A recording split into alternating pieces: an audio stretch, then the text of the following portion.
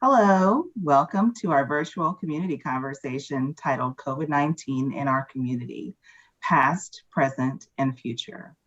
I'm Elizabeth Trotman, Senior Vice President of Civic Leadership Programs and Initiatives for Foundation for the Carolinas, otherwise known as FFTC. Today's conversation is presented by the Robinson Center for Civic Leadership, the flagship program of Foundation for the Carolinas.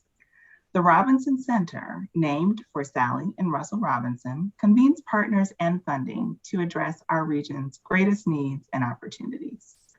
In alignment with this vision, this virtual conversation series focuses on highlighting a variety of important community issues and ways to get involved. Today, we are pleased to have a great panel of distinguished nonprofit leaders who will share their insight on the impact of COVID-19, the related response, and thoughts on what our community needs to recover. Our panelists include Glenda Bernhardt, CEO of Freedom School Partners, Jamal Kennard, Executive Director of Lakeview Neighborhood Alliance, Teddy McDaniel III, President and CEO of Urban League of Central Carolinas, and Shanavia Montgomery, Executive Director of Care Ring. Thank you all for joining us. In March of 2020, the World Health Organization declared that we were facing a pandemic called coronavirus, or COVID-19, and North Carolina Governor Roy Cooper declared a state of emergency. The world began to shut down, canceling mass gatherings and closing businesses and schools. Stay-at-home orders were issued, and social distancing and mask mandates were enacted in an effort to prevent the spread. Jamal, I'd like to start with you. What was it like during that time? And tell us about the work that you do and those you serve. What were they experiencing? Well, good morning, everyone. Well, good afternoon now. I think it was 1 p.m. Again, Jamal Kennard, Executive Director, Lakeview Neighborhood Alliance. Definitely honored to be here. During that time, it was already the problems that we knew what we were facing as a community. I serve in Lakeview, predominantly Black community. It's a neighborhood of concentrated poverty on the west side of town in the Crescent. So when the task force report came out, we were very aware of all of the problems we have on the side of town, period. So something like when a pandemic hit, it only makes those problems more visual to everybody to be known. So when that happened, we was already organized, and it kind of presented an opportunity for us to really get to know residents on a more deeper level, because we didn't want to do the traditional food pantry or food drive. We wanted to see, what do you all need? And the one thing that the residents asked for, we want our dignity back during the time of pandemic. We want to be able to choose what type of bread we have. We want to be able to choose what type of milk we want. So from there, we decided to give gift cards out in our COVID-19 relief program. And what we saw was people really rallied around that initiative, because even though they had the restrictions of no alcohol, no tobacco, they were able to go to the grocery store of their choosing. Some of the one-stop shops like Walmart or Target or Harris Teeter get gas, get medication, get clothes, get hygiene, get PPEs, all that stuff at one time. They got a chance to choose for themselves what was best for them and best for their family. So Malcolm X talks about that and some of his past teachings, just having that dignity, giving back that human dignity to people. Dr. King talked about that in the Poor People's Movement as well.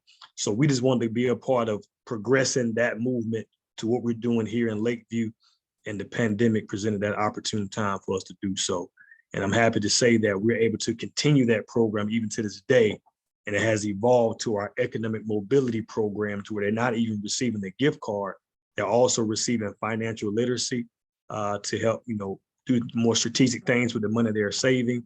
We also found during that time that residents, over 50% of residents didn't have a bank account. We're able to help residents get a bank account, a way to protect their money. So it's truly become an economic mobility program and not just a relief program for the residents here in Lakeview. And we call that community-centered capitalism, or trickle-up economics. The money that's given at the top rarely ever really gets down to the people at the foundation. But if you inject funds at the foundation, that money always comes back up to the top, Walmart, one of our supporters now, they said, wait a minute, Jamal, if we give you money, that means you're going to use the money to buy gift cards from our store, and then we get the money back. And plus, people are going to go over the gift card amount that they're allotted anyway, $20, $30. So we even get even more money back to the marketplace. I said, exactly.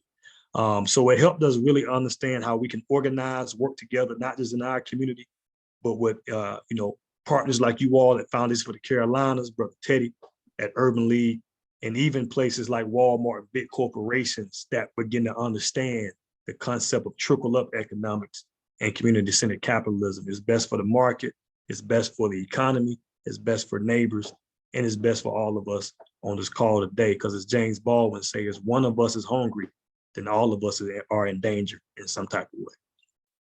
Mm-hmm. That's so powerful what you said about giving dignity back, and you saw the needs and really focused on the community's request, the community's ask. Shanavia, can you talk a little bit about what you were seeing? I know that health disparities was a conversation before the pandemic.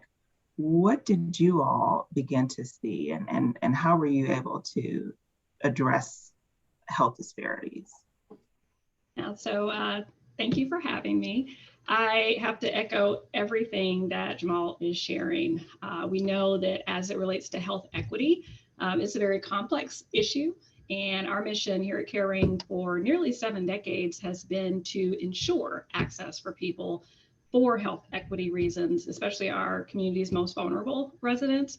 And we work tirelessly every day to connect with our neighbors, to offer them affordable, high quality, and accessible health services, specifically to those who otherwise would go without. And you'd be surprised how many patients we see on a regular basis that have not had care for years.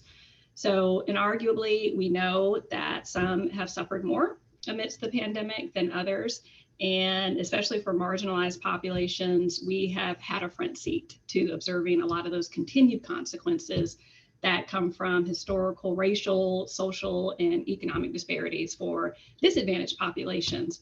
And one of the most disparaging outcomes has been the deepening of those disparities, right? As Jamal shared, people were already facing hardships on a day-to-day basis, things like food insecurity, housing instability, and employment loss, but the pandemic only heightened and exacerbated those issues. Traditionally, these are individuals and residents who represent groups that are minorities, refugees, older adults, pregnant women fall into the disparate population now. Those with limited English proficiency, those with lower rates of education and income, but all of them, as it relates to health equity, have different chronic health conditions that, again, have just been exacerbated. And I really want to make sure that we talk about health equity and not equality, because equality has a one-size-fits-all solution that we too often rely on, right? It's easy, it's a blanketed solution, it's very cookie cutter, and we really have to get away from trying to solve that complex problem with a one-size-fits-all solution, right? We can't hold everyone to the same standard, because every individual has unique circumstances. So we really are in a place where it's time to reimagine that system and incorporate some individualized solutions to trying to solve issues that continue to plague our underserved population. And that's thoughtful programming, that's making sure that things are accessible, that as nonprofits we're remaining agile so that we can confront issues like the pandemic, and we're integrated. I think the best example I could use has been our having our vaccination clinics. We have approached each of our clinics in a different manner. Equity means that we are calling our patients that have lacks of transportation and using Uber Health, that we're scheduling our vaccination appointments later in the day so that people that work or have childcare schedules can attend them. And we're calling those who we know have prioritized health conditions that warrant the receipt of the vaccine. So we have, thankfully, because of some of those activities, had, per one of our health systems, one of the best show rates for vaccinations of any of the other sites, because we've got trust and we've taken time to build that, and that's how we achieve health equity. I so appreciate that tailored approach, really, to your point, individualized, kind of really going the extra mile to make sure that our community receives the service. You are serving children and families. Glenda, your organization is directly focused on supporting children. Can you talk about what you were also seeing around that time, and some of the things that your organization recognized a need to address early on? Certainly. Thank you so much. So at Freedom School Partners, we do serve children and families. And as you can imagine, the effect and the impact of COVID-19, specifically on children and families, as we all know, was immediate. So immediate consequences. We've heard a lot about the digital divide in Charlotte. And certainly there was a shift from in-person to virtual learning over the course of a weekend. And what that meant was that the families that we serve and the families that my colleagues here on this call and many others serve, an immediate and total disruption of learning and total interruption. It just stopped. We had this reality where between a Friday and a Monday, you had thousands of children that were no longer connected to their teachers, no longer connected to their schools. Our school system at that time did not have the number of devices necessary to serve all the children in our community. And even if they did, we had this significant infrastructure problem and there wasn't Wi-Fi. So this immediate impact on learning, but more than that, on basic needs. And we've talked about this already as well. Many of the children that we serve and other organizations serve in Charlotte rely on schools for breakfast and lunch and rely on other organizations for weekend nutritional support. And so we also have this crisis of basic needs right from the get-go. And along with that, you had a crisis where there were many homes across our community where parents did not have the option to stay home and continue working. So this shift to remote work that we've talked so much about is a privilege shift. And so we also definitely had thousands of children who were all of a sudden home alone or home with an older sibling who was attempting to engage with learning their own individual academic needs and now also supervising or trying to connect a younger sibling, because if their parents or guardians or grandparents didn't go to work, then there wasn't going to be food on the table. And so this interruption, disconnection, and also this significant taking on of additional risk. Remember, at this time, we didn't know what was going on. Just think now of how many people who are probably on this call that were wearing masks and gloves and trash bags and going to the grocery store and wiping off groceries before putting them in your car or into your house. There were so many questions and unknowns, and this is where children and families were at the crossroads of this back in March of 2020. So many elements of that. I want to take the opportunity to really understand what each of you were able to do in that, recognizing those challenges. We were so thankful that with the leadership and support of key corporate, private, and government funders early on, a board of investors was developed by United Way of Central Carolinas and Foundation for the Carolinas, and they partnered to launch the COVID-19 Response Fund to help address some of these issues.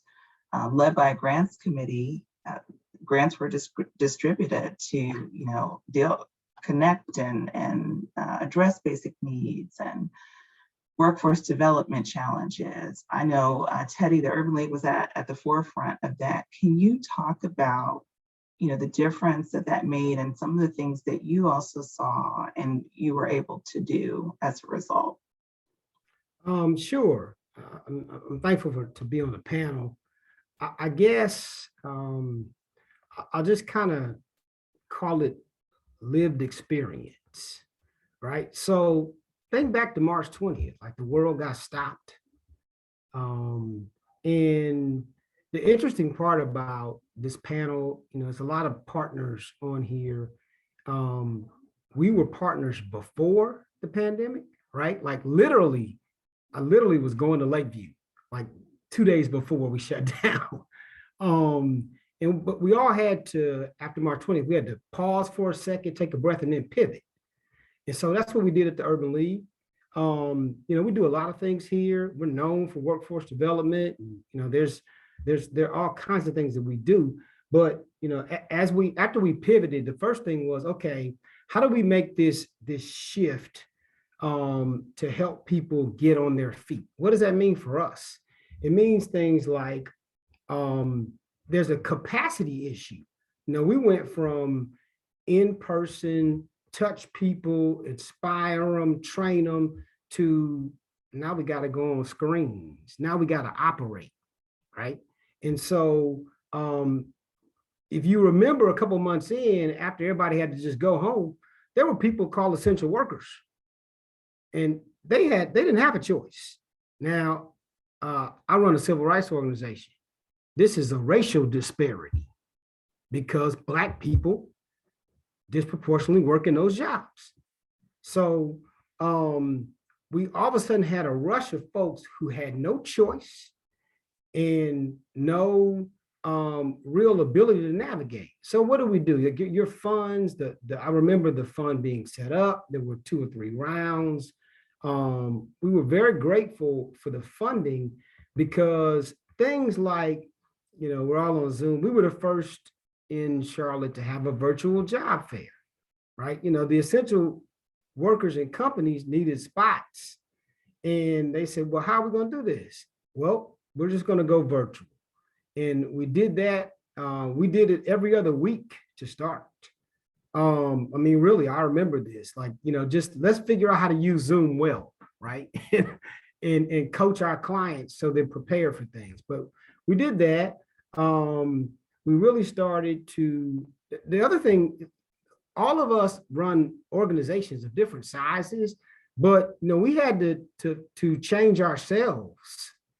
So there's a capacity thing, right? Like Jamal or someone else mentioned a lack of technology for clients. What about lack of technology for us as an organization, right? So people forget about that. So we really were able to use the funds to get out to our clients in an efficient way, but then totally shift our model. So, our tagline throughout the pandemic is our physical doors are closed, but our virtual doors are wide open, right? We continue that. And, the funding really was quite helpful in both of those areas. Now, if you look at what happened the first few months or first year or so, and then you start to shift, all kinds of things came out of the funding. And I guess where I'll go with us is how do you become innovative? So your funding not only led to helping us get on our feet capacity-wise and getting virtual stuff, but we started new programs throughout the pandemic. One is called SAP. So systems, applications, products. It's the cloud enterprise. Well, we do a training on that. And your funding helped us to virtually put that out in a pandemic and help people get these jobs that have gone unfilled for I don't know how long. And now, we got people really advancing and getting into those livable wage careers as we move forward. So it was quite helpful. It's just a start, and we're certainly appreciative of the assistance. And I'll say for us, I really want to, applaud our community leaders for moving so quickly. Freedom School is in its traditional form an in-person summer learning program. So we also very quickly, had to circle the wagons and figure out what we could do, how we were going to make it happen. We rely on facilities, we rely on transportation. These things were gone, in an instant. Again, gathering was prohibited. We could not bring our scholars together. So the fund and the quick action at Foundation for the Carolinas and the United Way to get that up and running meant that we were able to reimagine what we could do and then make it happen. At Freedom School Partners, we serve the whole child. So we are focusing on reading and literacy and enrichment, but we also do focus on social emotional learning and needs and nutritional support and basic needs. And in the summer of 2020, we were outside in parking lots underneath tents because really wonderful community organizations and churches and schools said, yes, you can come here. And we were passing out books and enrichment kits and Clorox wipes and menstrual pads and paper towels. Again, remember, these were things that flew off shelves and disappeared. And these are basic items that our community members need. And so, and Shanavia already talked about trust. So we all have these relationships in pockets of the community. And so people came to us for those items. They came to us for masks. You know, that's not, we don't do masks. Well, guess what? Now we do. So that I think is something that we've all learned and continued to carry forward, as Teddy mentioned. Yeah, Glenda, I want to just real quick. It's funny you talked about the mask and the thing. Remember, we didn't know what PPP was. Yeah. Or PPE. What? So all of a sudden, you didn't have a choice. And you talk about being innovative. We looked up, and we ended up. This is part of the funding too. We made and distributed 4,000 face shields. We took them to the essential workers. We took them to Novant and Atrium and all those folks that had to have it. Or think about disparities again. C.W. Williams on Wilkinson, they didn't even have the ability to get the stuff in that the government had. So we just did it ourselves. But it was that type of environment where, you know, you really had to say, okay, how are we going to meet people's needs? It doesn't matter what it is. Forget what you used to do. Like, let's just fill a gap. And that's another example of how, you know, the funding really helped us to get off the ground. Absolutely. And I'll say that I transitioned roles in the middle of the pandemic. So I came from the housing and eviction space, and that, wow, you talk about impact as it relates to the pandemic. And now here with a health service organization. So we really had to get creative and innovative, and those funds allowed us the agility to be able to do that. For us, our patients make on average $17,000 a year, and many of them are essential and frontline workers. And to keep our community moving, it was our job to make sure that they had the health care that they needed in order to do that. So I want to celebrate the determination that our team has had. We have not been closed one day as a result of the pandemic. We have been here every day to make sure that people's health needs are met. One thing that we really have done that started off, I think, as an experiment and a way to ensure continuity of care, but has now become a staple utilization point for our clinic. We recognize that a lot of individuals were having barriers to getting to us, right? Brick and mortar space. So we decided to launch a telehealth program. That is a platform not frequently used with the population that we normally serve. You know, I've heard you guys talk about points of privilege. You know, virtual care, I can get on with my doctor. I've done it dozens of times, but for our population, it was not something that was regularly utilized. So we deployed it, and very happy to say that our patients have been super receptive to it, right? You shouldn't be surprised that when you introduce something that makes your life easier, we should be shocked, right? We're acting like people that are low income have less capability or less receptiveness to some of the things that we know they need in order to make their lives more quality. So we, in last fiscal year, conducted over 2,000 telehealth visits, and over 77% of our patients had at least one of those, mainly at the height of the pandemic. That allowed us to reduce our risk here at the brick and mortar office. Again, allow them to have the freedom to go to their jobs, pick up their kids, navigate the community that we know became really tough. And people have been very satisfied with it. Our satisfaction surveys have been great. And I'll share that when you give people resources, you'd be amazed at how they can manage their own healthcare. Even though our families have a meager living, I know one point is that 70% of them have controlled diabetes now. They didn't walk in that way. And that is tough to do on limited resources, but people can accomplish that when you give them the tools to be able to utilize it. Sure. The only thing I would add in is that an organized lie is more powerful than disorganized truth. I said again, an organized lie is more powerful than the disorganized truth. So receiving the funding from the response fund allowed us to be on the forefront of organizing that truth with our residents. Although we didn't know exactly what coronavirus is, and it's now become just known as COVID. I haven't heard nobody say coronavirus since 2020, right? But one thing we knew was that people still needed to have health care, right? So we partnered with Radio Community Health to get them the things they need to answer the questions, to get them the masks, as Teddy mentioned, hand sanitizer, gloves, things of that nature. So a big shout out to Bernard and his team over at Radio Community Health that stepped in to help us out with that. Big shout out to Catawba Lands Conservancy and Novant Health that helped us do our farm share. We was able to give fresh produce for the whole time, the whole year, to our elderly residents who couldn't get out and go to the grocery store. We was able to bring that right into their home and also provide them with utensils and cooking supplies for them to prepare their recipes in the way that they wanted to and needed to during that time. So as a result of us receiving the funds and able to do those things, and again, giving back that dignity, 3 major things took place. Number one, crime decreased in our neighborhood. I was on a call with former Chief of Police Kurt Putney last week, and me and him talked about that with the Carolina College of Health Sciences and how we partner, you know. And a lot of people say, well, we need to arrest ourselves out of crime. And it's like, no, sometimes crime just comes as a result of being in concentrated poverty.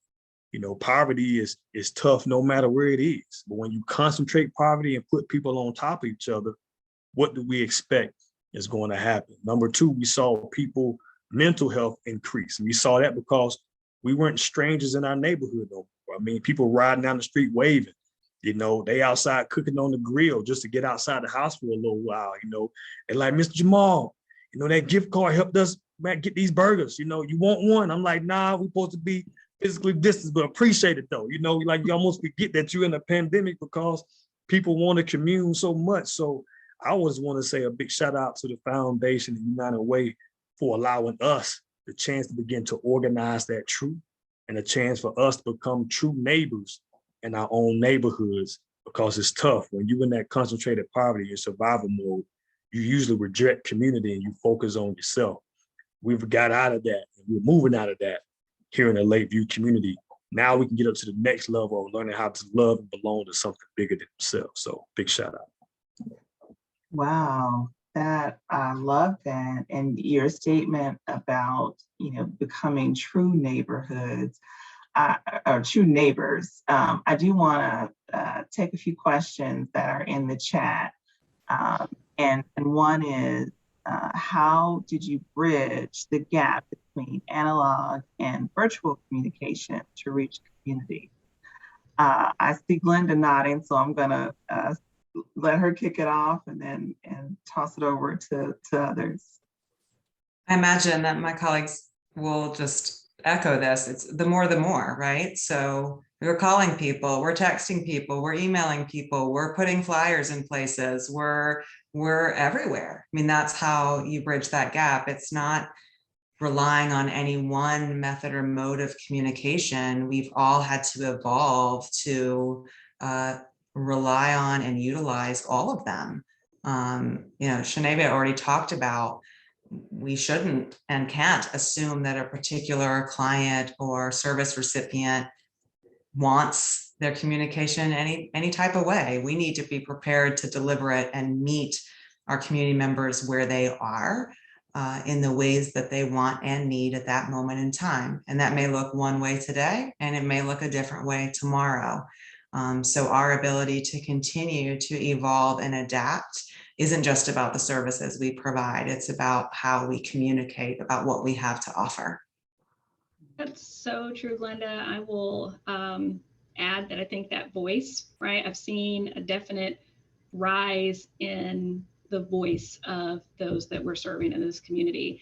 And people are demanding change. I think we have seen conditions that they're just really heartbreaking if we consider it. And I think allowing others to see into the lives of those without, it's really instrumental in helping us get to where we're moving to forward. This work is not easy, that, we've had to, build some things creatively. It's not a glorified job, but because of our community members, for us, our system partners, all of our funders, our volunteers, I think we're better able to uplift that voice. One change we did make to help with that voice over the summer was to add to our board a graduate of one of our programs. So we have our first ever lived experience member on our board. And while one person out of 20 doesn't seem like a lot, I identify with that individual more so than anyone because of my own lived experience. And she's not leaning on metrics or strategies or theoretic approaches.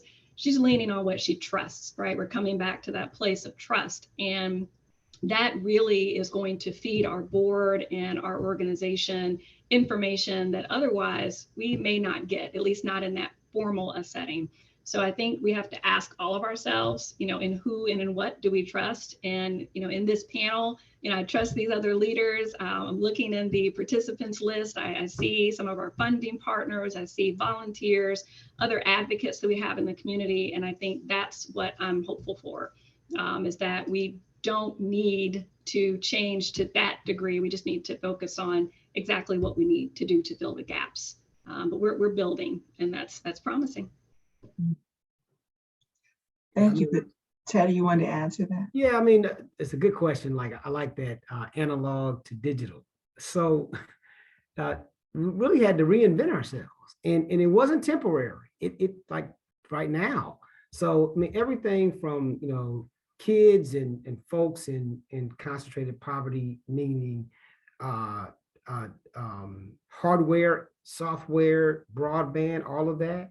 But think about the ways that we as organizations now operate. I think that's probably what I enjoy more than anything else. Say what you want. Most of us still operated like 70s agencies until the pandemic hit, right? You come in, you go to the front desk, you call up. If you don't like what's saying, call Chernavia Montgomery. I know her, she's a friend, right? I need some service. Well, those days are gone. And I'm really excited about it because we have the tools now to be anywhere and get to anybody. You've heard telehealth. We do these virtual events. It's the now normal. And I really think it's given our organizations the ability to be more innovative and reach more people. Like we always talk about racial disparities, right? And it doesn't matter whether you prepay or you got a great plan. Black people are over-indexed in having these, right? Now they're woefully under-indexed in the jobs. But now, like, this is your life. And if you use it and are taught well, like, you really can it doesn't have to be a 13. It can just be, whatever you need. But we think differently now. And that's because we had to be innovative. Without the pandemic, it wouldn't have happened. Thank you all so much. I hear this continuous theme of innovation and almost forced innovation. And I, know that, we're still in it. We're still dealing with variants. It seems like there's a new one every month, and the needs are still great. What are you all seeing? And this connects to a question in the chat as well. What are you all still seeing? What, other lessons have you learned in terms of how to deal with these needs? And you touched on it a bit, but, we can't stop. So what are the things that we still need to address? I believe we need to invest in our communities, first and foremost. And let's be clear, we don't have but a few communities in Charlotte. A lot of us live in neighborhoods because we're not self-sustaining, right? So when we think about where the problem is, we all go home to our neighborhoods every day, right? So big shout out to Carrying, Urban League, Freedom Schools, Foundation for the Carolinas. You all are working, have been working for years to try to get people to take advantage of the services. Now what we need is people, the foundations to invest in neighborhoods to help build our capacity, like LNA, that can help get people there, because we can build those trusted relationships and work as the middleman and work as that connector, work as that mediator to bring people that we built those trusted relationships with to the services so they can be informed about it. In my opinion, that should be the change that we're looking towards in the future. We're working on building that blueprint and be able to do that. LNA, we consider ourselves to be a community impact organization. Impact is an acronym that stands for individuals making progress and change together. All of those individuals that have come together to form LNA are residents and stakeholders of the Lakeview neighborhood. And we have organized ourselves around a 3E plan. Those 3 E's are engage, educate, and empower. And we focus on 4 main things inside of that strategic plan: child and family stability, prevention of displacement due to gentrification, number 3, economic mobility, and civic awareness. I believe that we invest in communities, well, in neighborhoods, to make them into real communities, with having that backbone organization, that CIO like LNA to be there. I think we have a better way of getting in contact with Caring, getting in contact with Urban League, getting in contact with Freedom Schools, because now we're organizing, we're working there each and every day inside of our neighborhood. People who live here, they got to go out to work every day. They're running kids, medication, taking care of elderly family members. But if Teddy can call me, say, Jamal, what do you need? Man, we need 20 laptops. Boom, I got them. I get them in my hand. I give them to the 20 people who need them. I share that data with Teddy. And now we see that true collaboration between people. In my opinion, that's what we should be moving to, investing in our neighborhood organizations and building that capacity. Because as the good books say, where there is capacity, water does flow. You are so right, Jamal. And we're hoping to lay some boots on the ground in Lakeview in the coming months. I've lived in this community and been in human services for over 20 years in Mecklenburg County alone. And I've never seen this much collaboration, this kind of energy, the determination to synergize. I think it was because we were desperate, and it's sad that it took a crisis to push us together, but we can't do this alone. I think that's something that we've all acknowledged and we understand. And I think in order for us to strengthen that integrated care system, right, and not just do, Teddy doing workforce development, Shanavia doing healthcare, for Linda to focus on schools, and for Jamal to focus on, his residents and their homes, like, we have to get away from that. And I think because of funders like the foundation, we've been able to be a little creative and figure out how to operationalize a little bit different. And that includes like our volunteers, that includes looking at different ways for people to give to our organizations. But I think collectively, we've all agreed that we have to have some shared outcomes. We're serving the same people. And it made no sense before for us to not have communicated. But hey, desperation, times call for change. And now we're eager to try to find ways for us to work together and for us to all own the problem collectively, not just Shanavia own her metrics for caring. Those days are gone. And I think we have to continue in that beyond the pandemic, right? Because I have hope that we're going to get beyond this year. But I don't want that sort of energy and that enthusiasm to serve. I don't want to see this innovation depart just because things get back to normal, whatever that might be. So did you want to add to that? Well, I mean, I'm kind of watching. I'm saying it's a bunch of on the panel. Everybody's doing like this, right? Because we work together. I think that there is a lot of collaboration. Now, I want collaboration to lead to action. Be specific about it. Now, I mean, Charlotte's a talk fest, right? That's what it is. It has been. And, I guess we all talking. That's good. But, we're not a talk tank or a think tank. We're a do tank. So let's get some things done. I saw some in the chat that said break down the silos. Well, yeah, I'm encouraged by the growing coalitions. And I do agree with Shanavia in that people kind of see your reputation or know something about you and assume like that's all you do. And this has given us a chance to kind of redefine ourselves. Like all our services have to be integrated. Right now, I mean, I call it the no wrong door, right? So, I mean, I may not be an expert at your exact need, but it's a warm handoff, not go call somebody, right? I know who does that, but you know, we get asked a lot about workforce development, and it's extremely important to us. But remember, we're in a triple pandemic, right? You know, you got health pandemic, you got economic pandemic, and then you got that little old thing called racial justice that we've been dealing with for decades. It's a lot that I think we can get done. I just want us to keep our eyes on some real prizes, right? And talk less, do more. How about that? Action. It's all about action.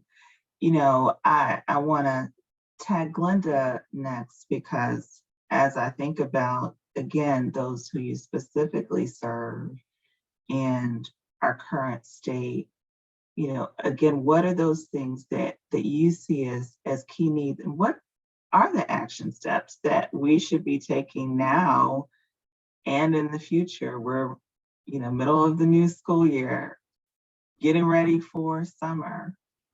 What are you seeing, and what should we be doing? Well, I want to just reiterate what's been shared a few times already, and that's that, as we all know, these issues, these challenges, did I freeze? No, okay. Everybody was so intent. The issues and challenges, they didn't appear out of thin air. You know, these are challenges. You know, in my organization, we're talking and focusing specifically on, you know, the achievement gap and summer learning loss, and supporting the whole child and the whole family. But, you know, as Teddy just said, like the achievement gap didn't appear because of COVID. These issues have been exacerbated. In some cases, they've been laid bare. Maybe folks weren't ready or willing to look at them, to talk about them. But the challenges didn't come quickly. And the reality is they're not going to leave quickly. You know, we're talking about hope, and I know we'll get there, and I'm incredibly optimistic and hopeful. Just that's my nature. But we're still in it. You know, there is no end. We haven't reached the end. We don't know where the end is. So I think it's important that we do continue, you know, it's in the chat, to break down silos and to collaborate, not just talk about it. But I like that. We're a do tank. I like that. Yeah. But also we need people to hang with us. There's no quick fixes here. And so we need the individuals, the corporations, the foundations, the organizations that support us and each other to be patient, to be ready to dig deep, and also then to hang on, because this is going to be an ongoing process that goes from here and changes how we do things moving forward. But there's no magic presto. There's not a switch that we're going to flip that's going to make this better. Yeah, like this.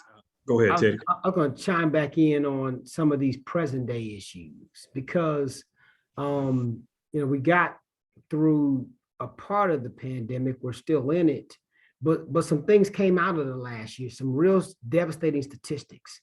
So if you go back to workforce development, now we call the economic pandemic a she session, because women and working women took the brunt of it, right? You got to deal with families, you got to deal with mental health, you got to deal with everything. And so we've been able to put some new things together where we're really focusing on women and families. And you know, I heard a bunch of acronyms. You know, I knew one is WTB, which is Working Women, Thriving Families, Better Communities. And you know, it's really kind of saying, hey, we're going to focus on making certain that women and the head of households can get good jobs, but also they're just these barriers that have been there forever. And we know childcare is at the top of the list, right? But now you need to focus on mental health and all kinds of things. So, I mean, the new programming is such that you can, if you need it, we'll pay for it. We'll do it ourselves. We'll work with other organizations to remove these barriers.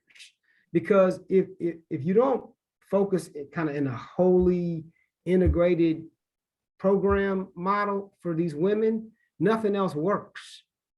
And so, you know, that's a real focus of ours in the present day, right? I mean, because we just have seen so many problems and data come out of the last year and a half where working women it just really took a tough hit. And that means the students at Glenda's organization. And that means there are more people for Shenavia. And Lord knows Jamal's whole neighborhood, right? And like Mama and them been barbecuing forever, right? Mm-hmm. But they need support. And so we're pretty focused at it right now. Yeah, I'll just chime in to the point about breaking down silos. I love the point that Glenda brought up about the achievement gap. You know, the reason why we have silos with people is we call the same problem something different in every industry.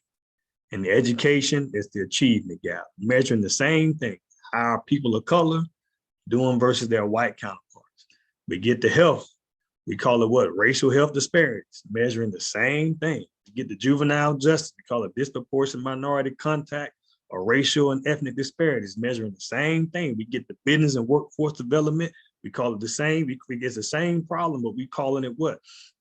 Historically underutilized businesses. So here we are dealing with the same problem, but we calling it something different in every system. No wonder there's no collaboration. No wonder we work in the silos, because the name of the game is what? Get my job done so to make the organization look good. It really ain't about closing the gap, right? The gap needs to be closed, and the only way we can close the gap is by organizing. The only way we can organize is by tearing down the silos. The only way we tear down the silos, let's call the problem what it is. Let's stop putting forth race-neutral solutions to deal with the race-based problems that we face, right? You know, I tell you your race, not you tell me your zip code, I can predict your outcome. Now, there's some outliers out there, but that's just the truth of the matter. So going back again to organizing that truth and being okay with being uncomfortable and figuring out ways to work through it so we can get to that action.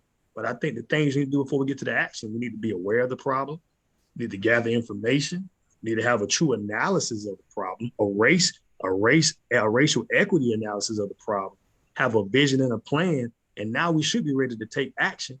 And once we take action, Lord knows we got to evaluate so that we can have a new awareness and continue doing the work all over again.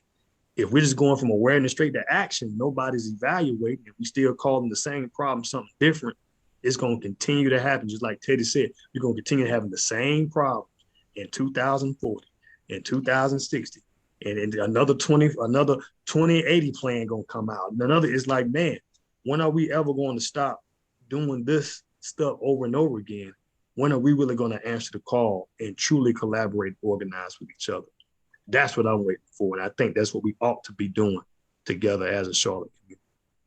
Agreed. And I saw a question in the, it kind of speaks to the question that Kim asked about innovations and sustainability beyond funders. I think that's exactly what we're talking about, is putting our organizational egos aside and really investing in solutions for a shared population. It's less expensive to collaborate, right? We are not looking for a grant just for our organization for a particular resource. We're going to share. We're being thoughtful, we're being intentional, and it's not about, you know, an us and them. It's about, you know, we're in this together, right? We all want the same outcome for the same populations of people. And so I think because of that, we can increase our capacity to serve, right? Because we're not chomping at the bit.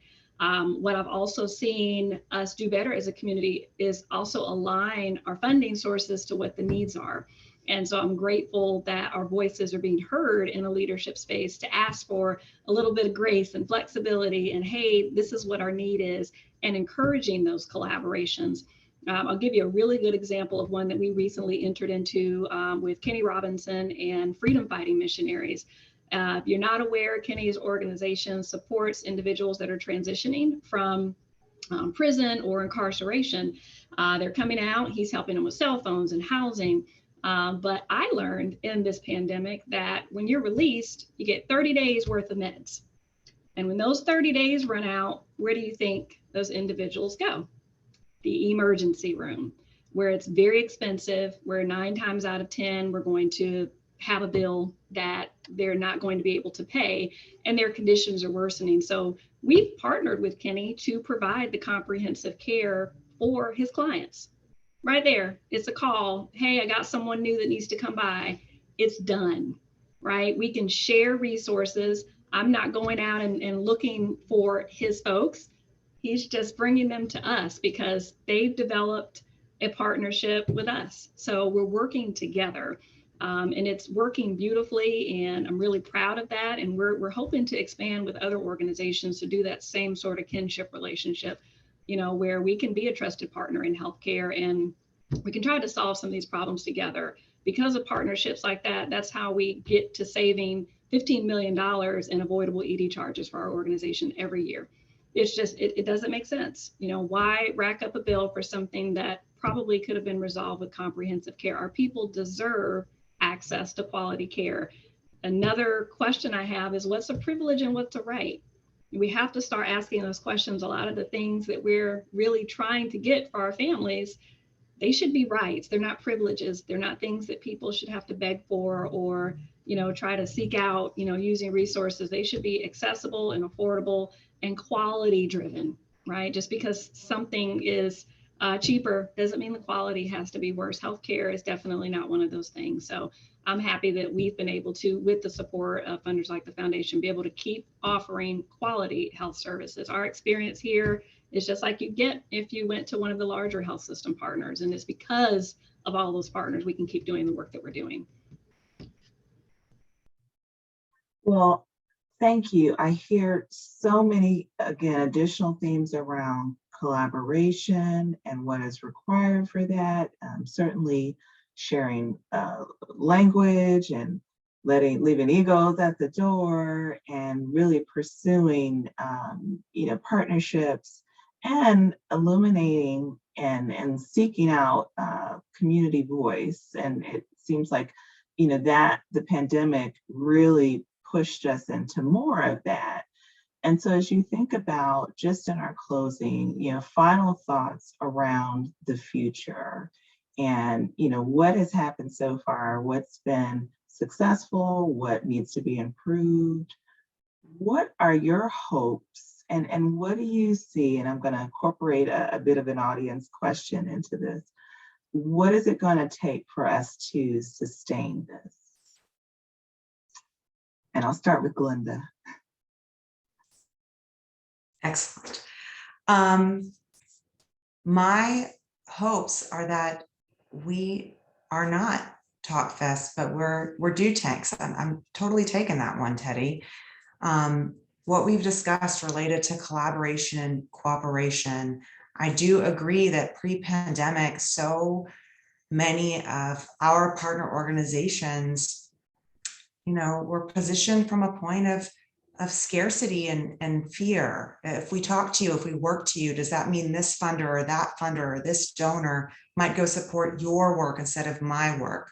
Well, I can't get down with that. There's no your and my. We've already talked about it. Shared populations that we're serving, shared work, shared solutions. So I'm very hopeful about what we've been able to do related to just cooperating, collaborating, coordinating, communicating. There's all these things that we're doing together. And if we continue to do it, then we can do more of it and we can have a broader and a deeper impact.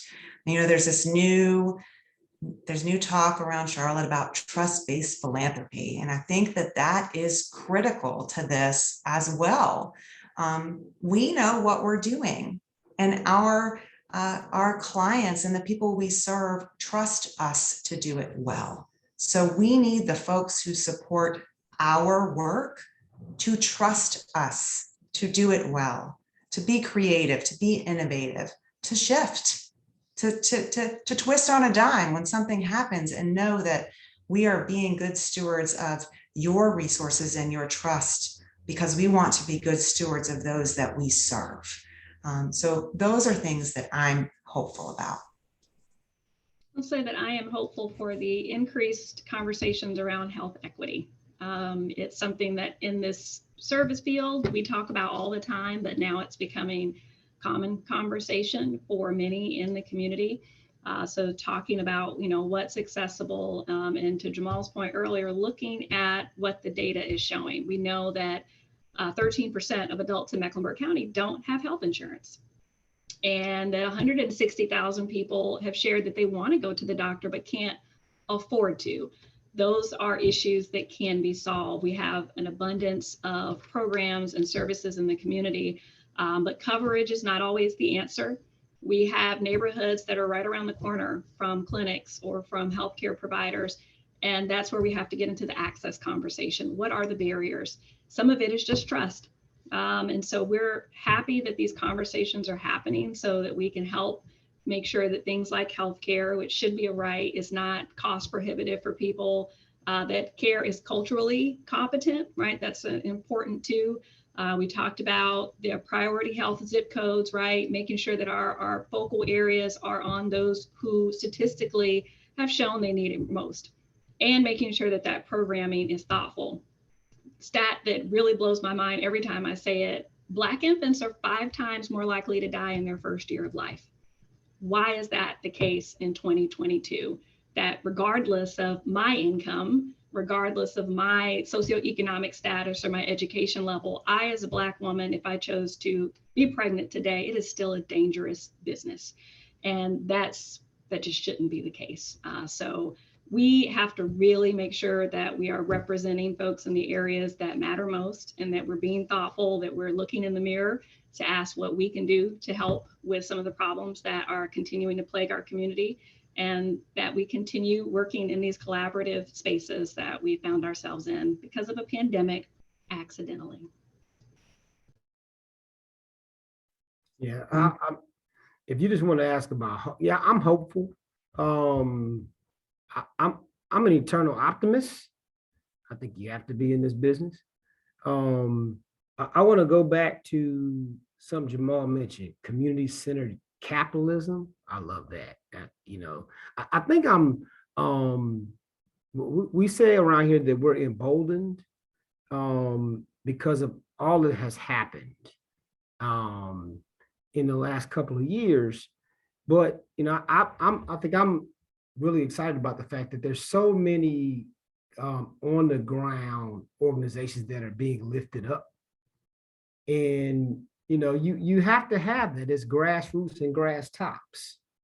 And so I smile when I get invitations, because when we do events, for example, Chernavia is actually there, right? Or Jamal's there, so we're doing things, and we got these coalitions that are growing. We meet consistently, and we always talk, well, what's the issue? What's the issue? What's the issue? So we're actually moving together as a coalition, instead of, all right, I might come see you in a few months.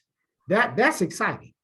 And that's a lot credit to my whole staff and others, but these coalitions really make me feel like, all right.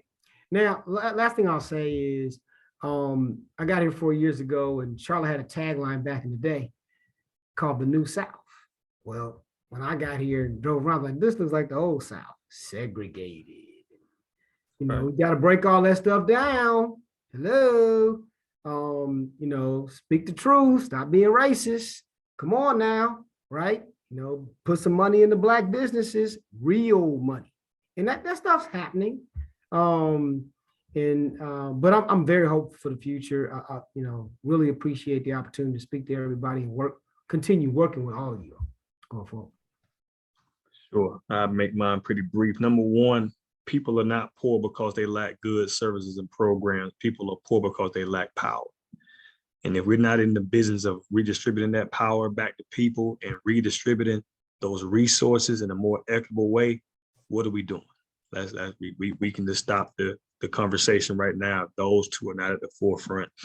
Number two, in order to do that, that trust-based philanthropy is a big key And one of my main core principles from the trust-based philanthropy that I love to recite is that charity is an unacceptable response for injustice. Charity is an unacceptable response for injustice. 246 years of chattel slavery, good people.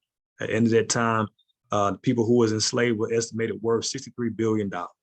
After that, another 100 years of Jim Crow, where over 4,000 recorded lynchings took place. That's enough for one person to be lynched every week over that 100-year period. That's 87% of this country's history who was in some form of oppression. We haven't been out of that oppression for only about, 57 years. That's 13% of this country's history. And we still dealing with the achievement gap, racial health disparities, the wealth gap, so on and so forth. So we have to have those things at the forefront of the conversation, and we have to stop acting like charity is an acceptable response for those injustices that took place in this country. Last thing I would say is that we definitely need mental health services as one of the main things we're bringing here. Maslow's hierarchy of human need, that bottom level of air, water, food, shelter, people are stuck there. I cannot ask people to make rational decisions when they're stuck in survival. That's just period. And even when I get up to the next level of loving and belonging and esteem, if we're not doing our job, if we're hurting people, not getting people qualified for these services, guess what they feel like they're back in, even though they're out, they're back in survival mode, fending for themselves. So I like to say to close out that acquisition of knowledge plus application of knowledge equals transformation. It's one thing to acquire the knowledge, but if we're not using wisdom and applying that knowledge, we're never going to get the transformation into the country that America should be, who it says it is on paper, a just, fair, and equitable society for all, not just people who own land or have a certain color skin. Thank you all. So powerful, such a rich discussion. Thank you to all of you who joined us today. There's not much more for me to add, but we do invite you to continue to discuss, connect, and get involved. Have an impactful day. Thank you.